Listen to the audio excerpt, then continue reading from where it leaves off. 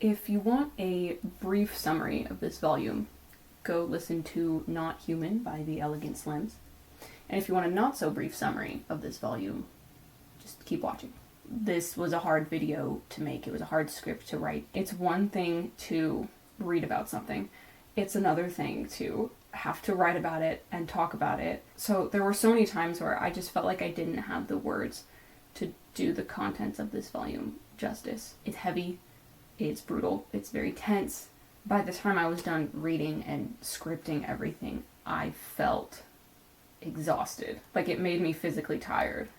I will put a content warning at the beginning here for frank discussion of sexual topics and sexual assault. Nothing too graphic, but I'm going to openly discuss said topics.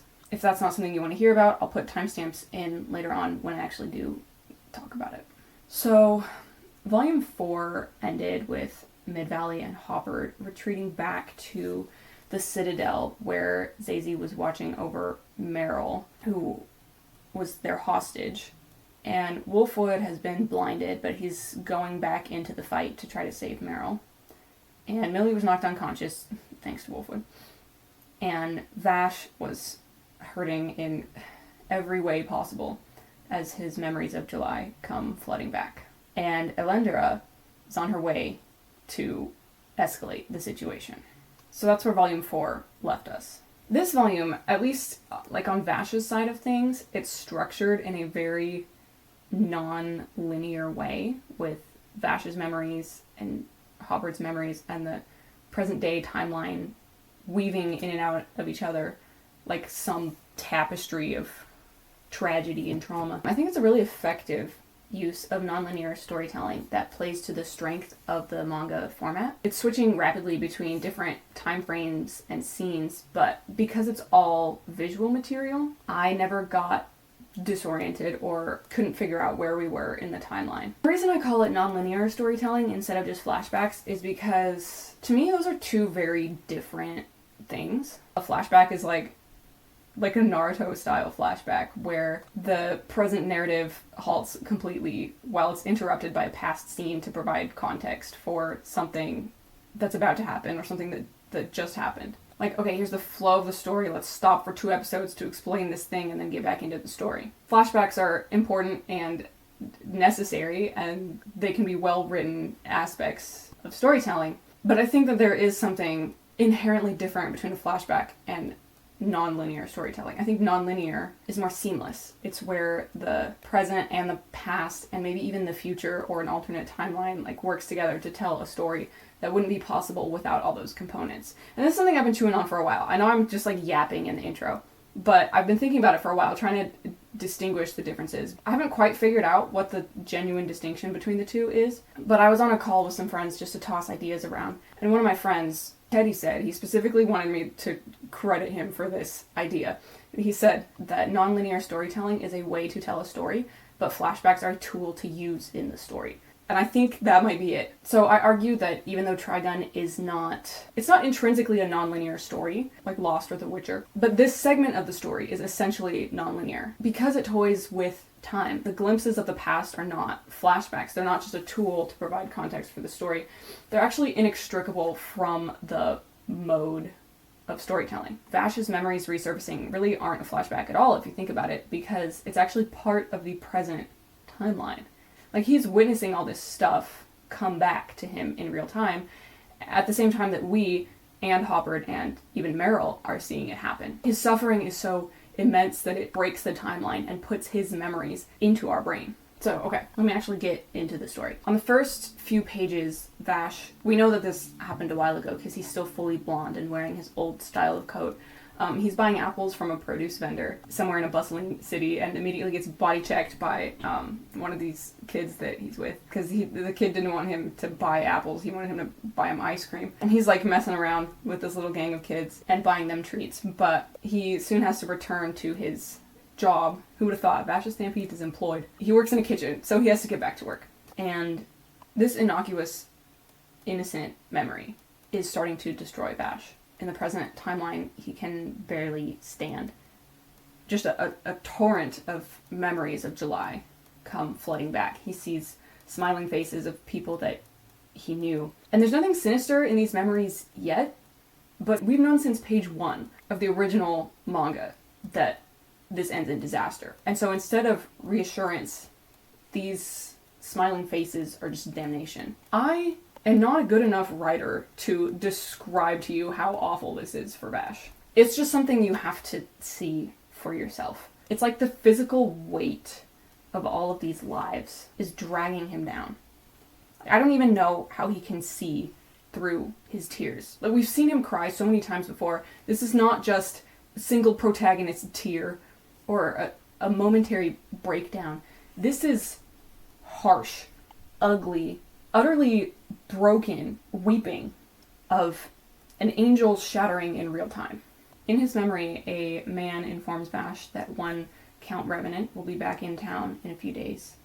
And Vash has business with him, but plans to leave once that business is done. Nobody wants him to leave. Not the kids, not his co-workers. It's very much like the town that we first met Vash in at the very beginning of the manga. They all love him. He's helped them, and they've helped him, and they would hate to see him go.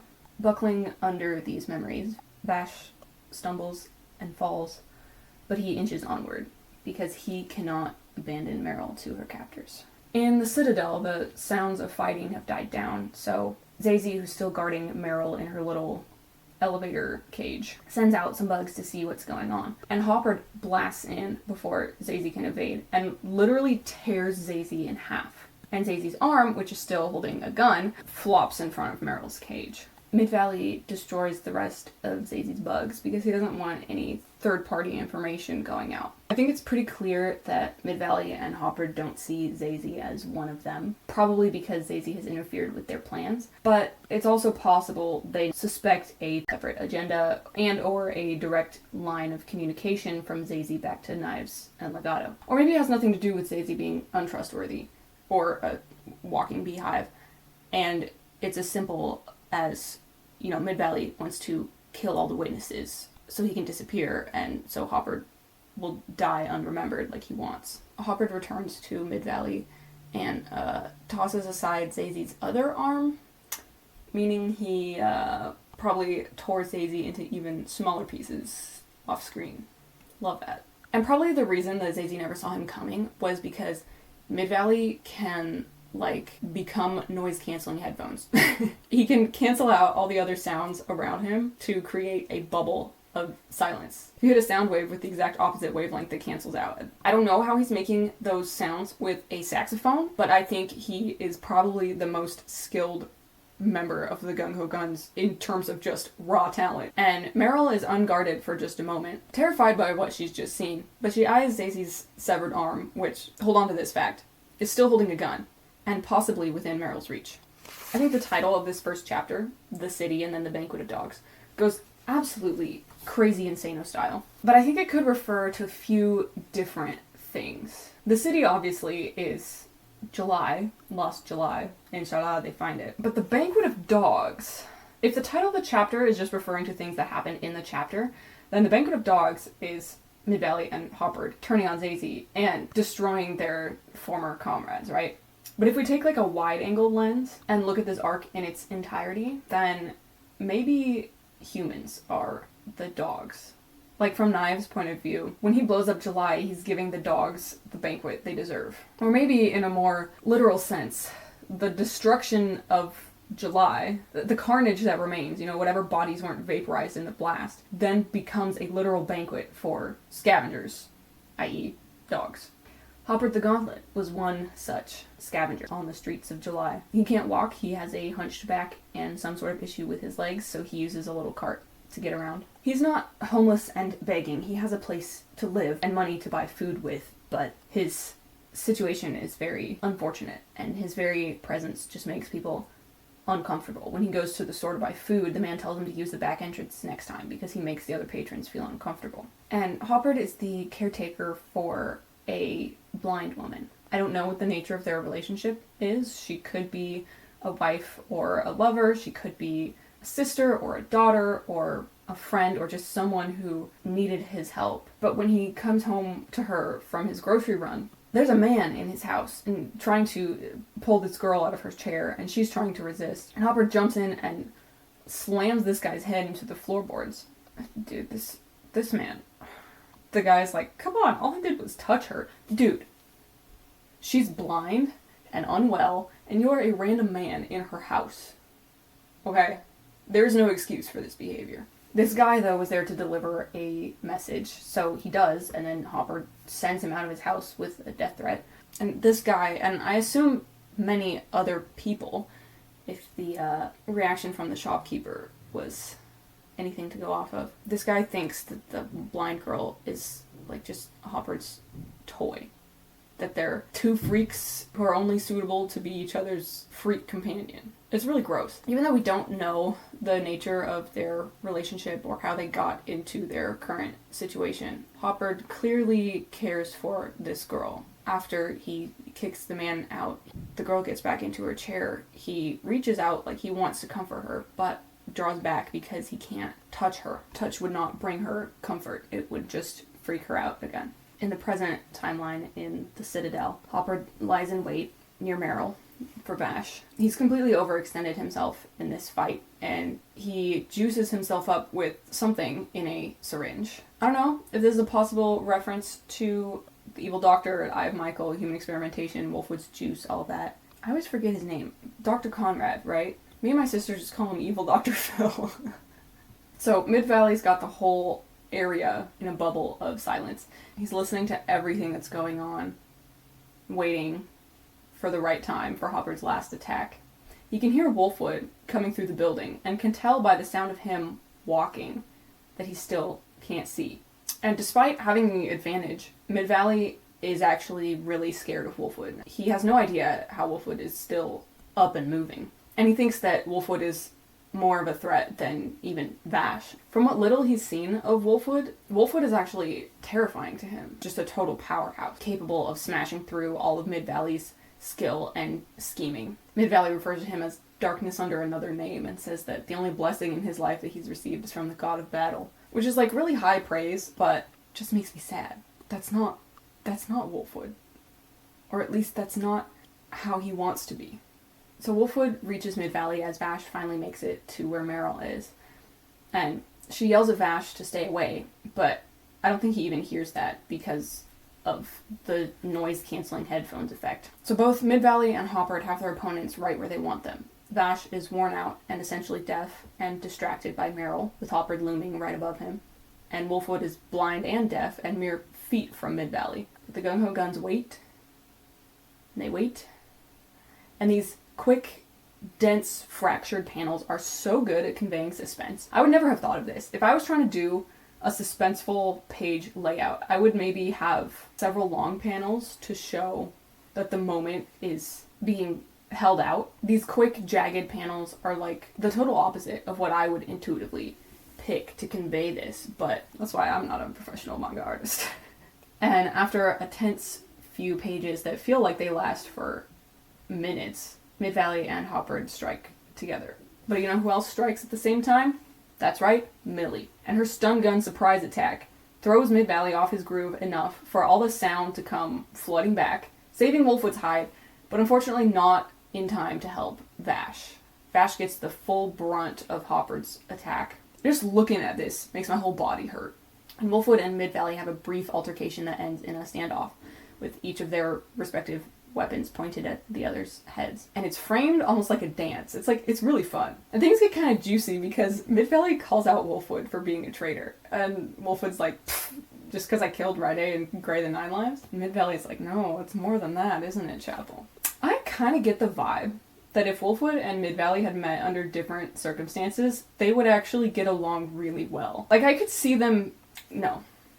I was going to say I could see them having a smoke break together, just hanging out, but Mid-Valley wouldn't smoke. He's got to preserve his lungs for his saxophone. But what I mean is, like, I see that they both have a mutual respect for each other's skills, and despite their different priorities in life, I think they're kindred spirits in their dissatisfaction with the state of the world, and that they've been forced into doing things that they don't want to do. And it's a shame that they ended up as evil coworkers who try to kill each other instead of regular coworkers who don't try to kill each other and get drinks together after work.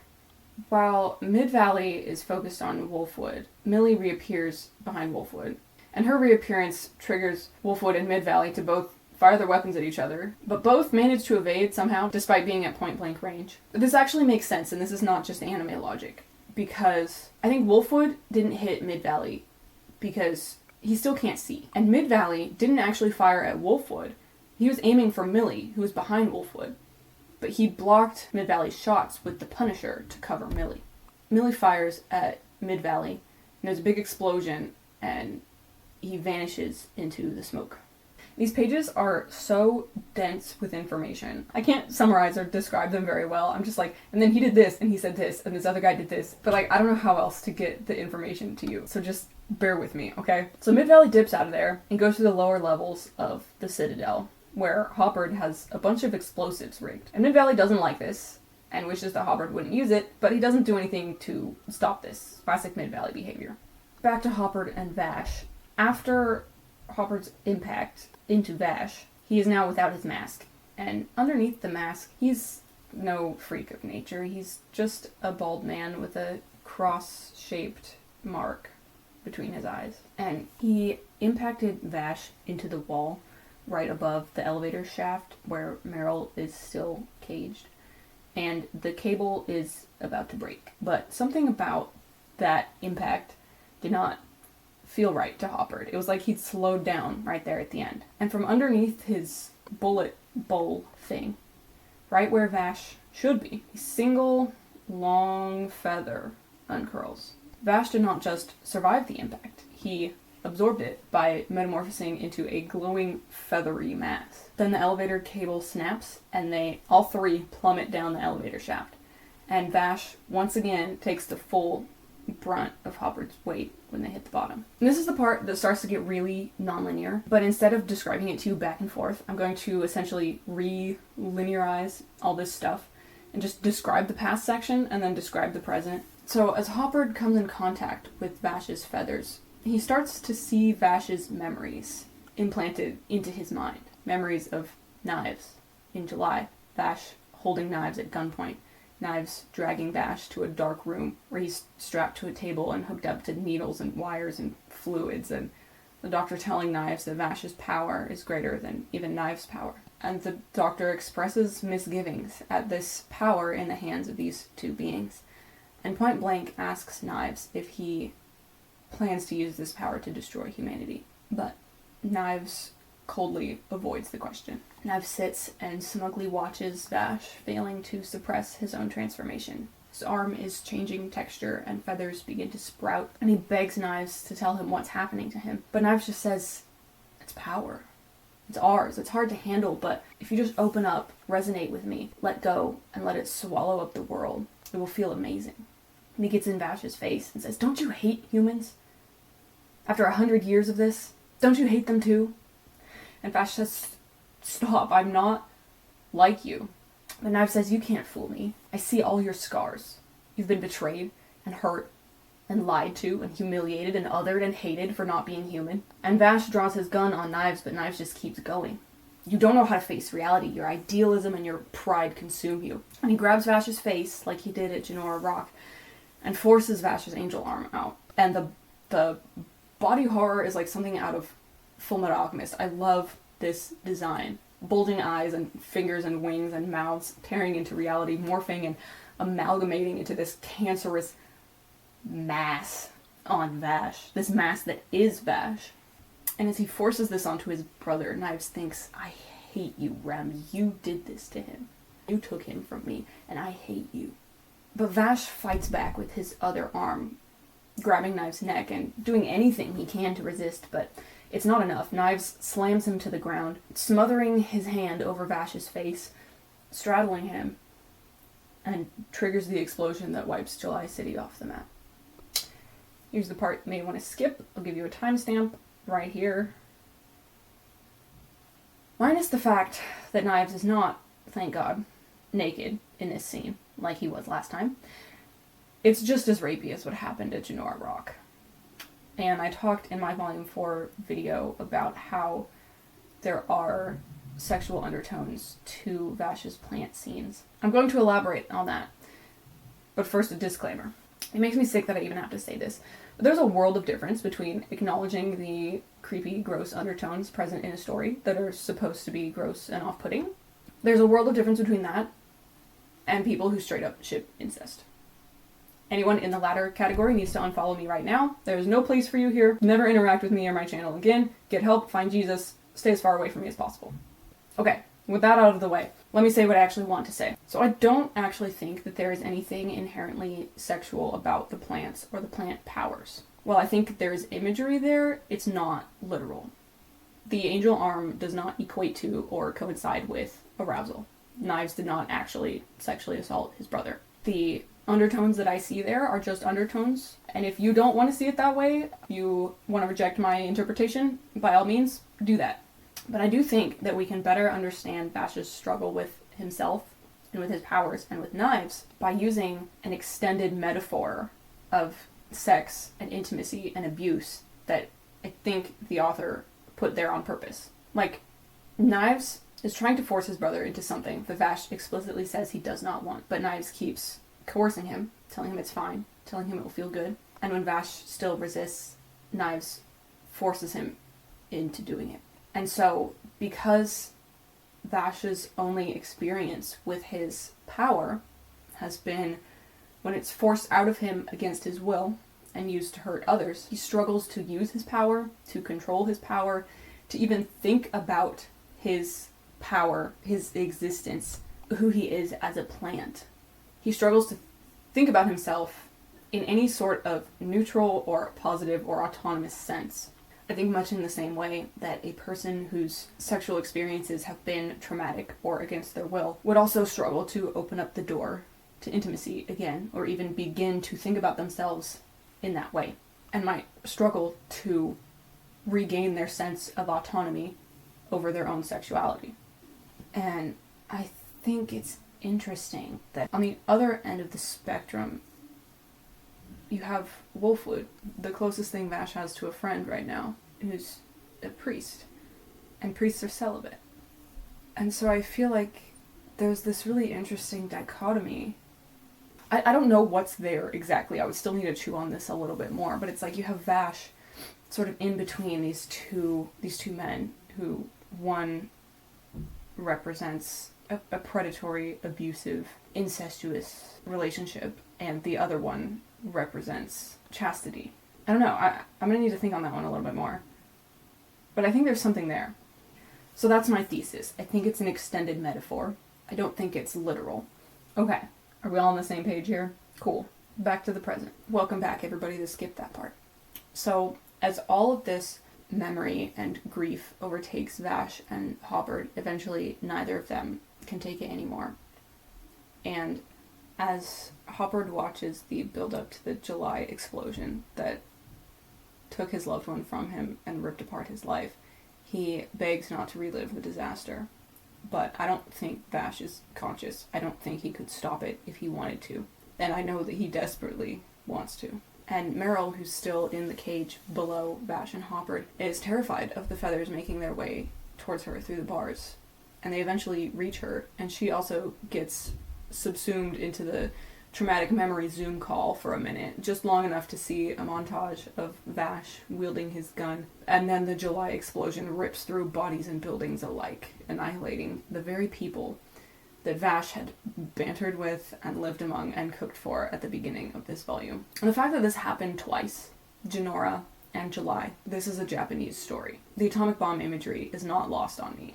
Hopper detonates the bombs in the basement of the Citadel, and the whole building starts to go down. Wolfwood tells Millie to run, and he's so worried for her and wants so badly for her to get to safety that he threatens her. He tells her to get out of there at gunpoint. I think holding someone at gunpoint is how Wolfwood shows affection, but Millie won't leave. And I just adore Millie. She's so kind and brave and loyal to a fault. She's a lot like Vash in that way. And Wolfwood really needs people like Millie and Vash who are still gonna stick by him even when he tries to scare them off and push them away. Because I think they can see through him. They can see past the man that he projects into the man that he is, who is lonely and scared and doesn't think he's worth saving or worth fighting for. From the heart of the collapsing Citadel, a huge burst of light swallows up the rubble and the explosion, saving Millie and Wolfwood and everybody else. Somehow, despite everything, Vash pulled that off. Hoppard is disappointed to find himself still alive, and surprised that Mid-Valley hasn't run away by now. Mid-Valley stands over Hoppard with a gun and is ready to shoot him, just like he promised. It makes me sad that they're both still trying to watch out for each other. Mid-Valley wants to make good on his promise to Hoppard, and so he forfeits his own chance to leave, and Hoppard wants to see Mid-Valley get out of there. He says, hurry up and do it. I probably won't make it to wherever she is, but anywhere's better than here. Mid-Valley, though, doesn't shoot, and instead trains his gun on someone who snuck up behind him, Wolfwood, whose vision is coming back, and Wolfwood's got his gun pointed at Mid-Valley. Mid-Valley tells him to just put the gun down. We don't need to be fighting anymore. We don't need to keep up this charade. Unless you really are Vash's ally. And at that, a single enormous wing bursts from the rubble. It's like 4 times the height of these men. And Mid-Valley's like, look at that thing. If it wanted us dead, it could do it in a heartbeat. I can't stand being around these things anymore. I want out. In the end, they'll both destroy each other, and all of us will get caught up in the crossfire. And he's very pointedly referring to Vash as it and that and a thing. And Wolfwood doesn't really give any indication, any insight into what he's thinking or where his allegiance lies. I don't even know if he fully knows himself at this point. I think he would consider Vash a friend and an ally, but he's still very scared of him and still in a very precarious situation, and who knows what's going on in his mind. And then Vash's wing moves and everybody freaks out. But the real threat is not Vash. Vash was just reacting to a newcomer who just arrived on the scene. This is the nightmare scenario. This is the bad place. Legato is here. On some weird wheeled vehicle in his coffin carried by his creature assistant. Just when you thought things might be calming down. This is probably the worst case scenario. And Legato is like, good work everybody, let's go home. Mid-Valley has lost his chance to leave, and he is pissed. So he finally takes a stand to fight for what he wants, throws aside his gun, and sax blasts Legato. But before he can get a note out, Hoppard shoots him in the chest. But this was not Hoppard's doing. This was Legato controlling Hoppard. And Mid-Valley stares at Hoppard, who just shot him in this awful reversal of the deal that they had made, and he falls to the ground dead. Rest in peace, Mid-Valley, you will be missed. And this is so disgusting. I hate Legato so much. He plows over Mid-Valley with his vehicle, mutilating the top half of his body. This made me feel a little sick, I'm not gonna lie. It's so disgusting and childish and unnecessary. He was already dead. Why would you feel the need to do that? I'm having a hard time thinking of any character ever that makes me as viscerally disgusted as Legato. There's, for sure, characters out there that I hate, but it's not that hard to make a hateable character. But what I feel about Legato is different. Just the loathing, the revulsion that I feel is unmatched. I think the devil walks this desert planet among us, and it is not Knives, it's Legato. And it's interesting that though both Knives and Legato are the main villains of this series, they are written in ways that make me feel very, very differently about them. I think they're each written in a way that signifies a specific end for each of them. I predict that Knives will die in atonement, maybe to save Vash, but I think Legato will die horribly, and it will be a relief. Vash's wing reaches out and yanks Legato's vehicle off of Mid-Valley. And for the first time since he started to transform, we can see Vash's face. He is blank in the eyes and full of rage. This is not a Vash that we have ever seen before. He is more creature than person at this moment. Legato pontificates about how betraying Knives is the ultimate sin, and Mid-Valley had to pay for it with his life, and blah blah blah blah blah. But very noticeably, he leaves Wolfwood alone. Wolfwood, who stares at him with complete and utter hatred. And I shudder to think of what Legato might have done to Wolfwood had Knives not told him that Wolfwood was working on a special assignment from him. And then Zazie is back. I guess getting torn apart wasn't enough to do permanent damage, because Zazie is back in a different body that just looks like a more feminine version of the old body. It was Zazie who ratted them out to Legato, so it's Zazie's fault, technically, that Mid-Valley is dead so horribly. So now Wolfwood's got one gun on Hoppard and one on Zazie, and Zazie's got a gun on Wolfwood and one on Hoppard, and Legato is controlling Hoppard, and Vash is out of his mind, but being restrained by Legato's mind powers. And Hoppard is so absolutely ready to shoot Legato and throw his life away and be done with it. He understands now that he and Mid-Valley never even had a chance, that Legato's been toying with them since the very beginning. And he's actually able to resist Legato's control. I think because Legato's brainwaves are so taxed from trying to keep a hold on Vash, that Hoppard is able to shift his arm to aim at Legato. But Legato still keeps him from pulling the trigger. And it's this bizarre 5-way Mexican standoff with no one willing or able to make the first move. But a first shot does come from Meryl. She emerges out from under Vash's wing and shoots Legato. And then everybody shoots everybody. I told you that gun would be important. Legato tries to drive away and crashes, fuming that all his pawns are not being good pawns.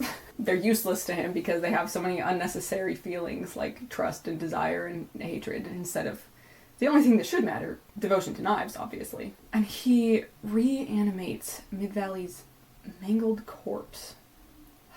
I hate it here. But whatever evil deeds he had planned for Mid-Valley's corpse get stopped short by Vash's fully powered up angel arm, which is ready to go with a ball of energy in the chamber. Wolfwood panics. He's seen what comes next. He does not want to be around. Meryl is trapped in Vash's feathers, terrified for her life. Hoppard watches, helpless to stop the same disaster that destroyed his life from happening again. And even Legato looks scared out of his boots when an enormous iron nail pierces through Legato's creature's hand and Vash's arm. That's right. Elendora the Crimson Nail is here on an airship with her crossbow nail gun, and she barely made it in time to prevent a third disaster. The pain from the giant puncture wound is enough to force Vash back to consciousness. Like, his pupils and irises literally reappear in his eyeballs. It's crazy. But just because he's conscious doesn't mean everything is okay now. All of that energy is still on the fritz. There's lightning flashing everywhere. And Wolfwood tries to help Meryl get out, but she's stuck in the rubble under Vash. And it's meant to be a scary moment for these guys, and yet Vash is drawn like a haystack.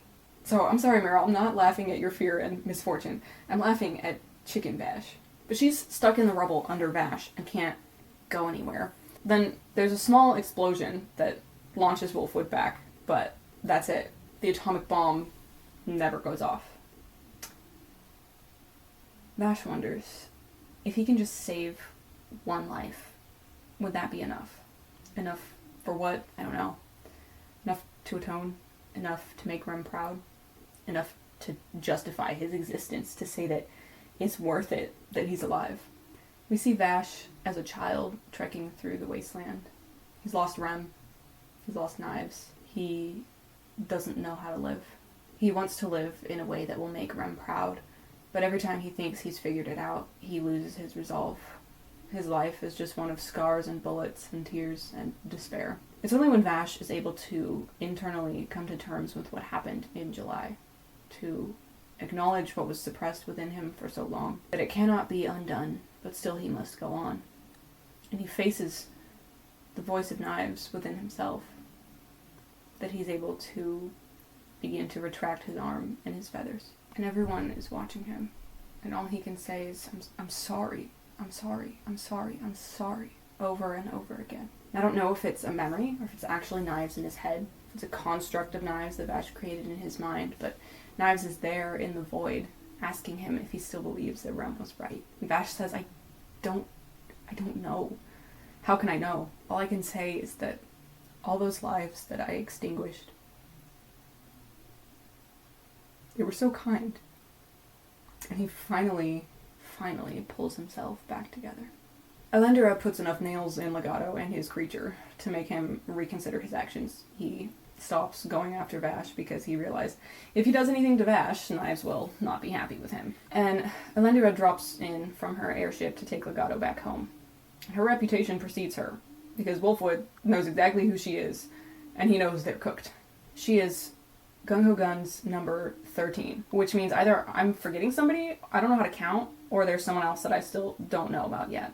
But she's the secret 13th thing, and she makes Legato look like a baby, which is terrifying. She's like, come on, Flop, we're going home or I'll kill you. Honestly, it just feels really good to see Legato get taken down several pegs. Any enemy of Legato is my friend. So even though at the end of Volume 4, it looked like she was here on her way to escalate the situation and set Vash off, she'd actually been just sent here to bring Legato back. Knives told her not to do anything to Vash, that he'd deal with Vash in time. So she chains up Legato and takes him back to the ship. Like, bye everyone, you're safe for now. At least until Knives destroys the Earth ships right in front of your eyes. And Wolfwood is like, idiot, you're gonna die too. And she's like, true, but I will spend the rest of my life having fun and taking everything I can get my hands on. You're free to live your life however you want as well. Bye! I gotta say, this was severely iconic of her. Drops in, bodies Legato, refuses to elaborate, leaves. I'm going to assume for now that in this canon, she is just a regular human and not a human-plant hybrid, like in Tri-Stamp. Though she is explicitly stated in this canon to be trans.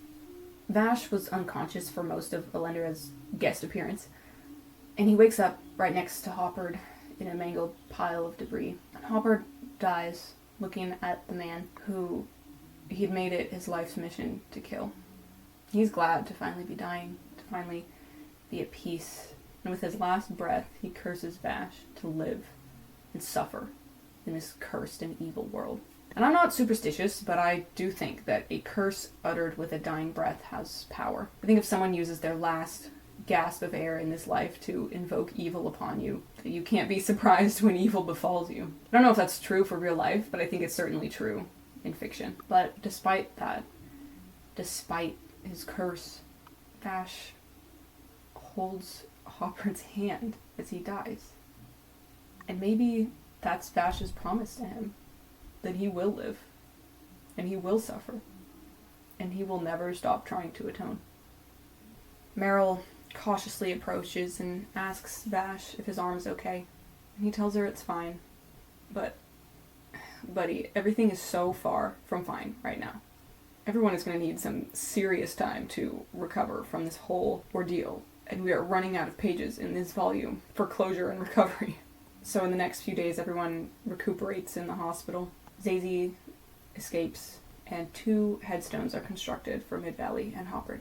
Vash leaves Mid-Valley's saxophone hanging on his tombstone, and he pays his respects at their graves. Wolfwood makes fun of him for bowing with his hands pressed together at the graves instead of praying in the Christian way. But Vash just says, this is the way that I know how to do it. This is how I know how to pay my respects. Is that so wrong? And Wolfwood's like, you can't keep doing this for every single bad guy. And Vash is like, okay, well, why are you here? And Wolfwood holds up the little crucifix he's been carrying the whole time. Like, I'm a priest. Duh, this is my job. And Vash laughs at him really, really rudely. So after their little funeral, Vash and Wolfwood get to work helping the locals clean up the destruction, the rubble from the fight. The end. What a story. Vash is truly so beautiful. It's no mistake that he looks like an angel. And now Wolfwood and Meryl and Millie have seen him for what he is, even though it was against his will and he did not choose to reveal himself to them like this. But I think this moment is really essential for the narrative, because this means that what will happen further on is that he's going to learn to control his power. He's going to learn to be at peace with who he is, with what he can do, and then to use that power to protect and defend. There's no other way for it to go. So there may be a time where he shows his power to them again, willingly and beautifully, in a way that he can control, where he can save them and fight for them instead of fighting against himself. This instance, in its own way, was already a huge victory. Both times that Knives triggered Vash's power, it ended in enormous disaster. But this time Vash could do something about it. He was able to contain it, and he was able to save people. The power did overtake him and terrify the people around him, but nobody died because of him. There was not a third disaster. No, this is absolutely a stretch. I don't think this was intentional symbolism on Naito Sensei's part, but thinking about how Wolfwood, Meryl, and Millie have now seen Vash's angel form, it reminded me of the Transfiguration in the Bible. So there's this story of how Jesus took his 3 closest friends, his closest disciples, up to a mountain and reveals his true form to them. That sounds so anime, but like, he appears to them in his godly form, like a glorious, shining version of himself, emanating with power and glory. So perhaps Vash too will have his own transfiguration moment with his 3 closest friends. So I really have no idea where the story is going to go from here. Volume 5, plot-wise, wraps itself up neatly, so I'm excited and scared because this opens up a whole world of directions that the story could take. So, like, sure, this plot was wrapped up. We'll move on to more gung-ho guns in the future. But there's a lot of loose ends emotionally.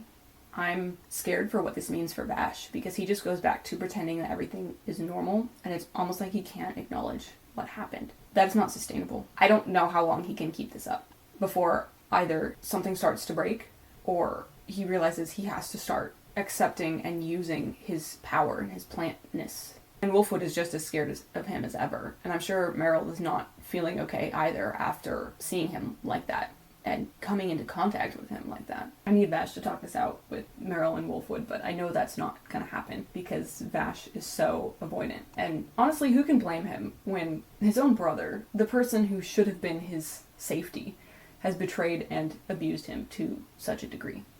But I can hope and I can dream that this starts an upwards trajectory for Vash. That is all I got for Volume 5. I hope and pray Volume 6 is a little bit lighter fare, because I can't keep doing this. But thank you for watching. Peace be with you. The setup I have right now is unfathomable. I was sitting right there on my bed with the paintings behind me. I got my laptop here, hooked up to my mic, which is on a stack of books. Stole the mirror from the bathroom as a ring light.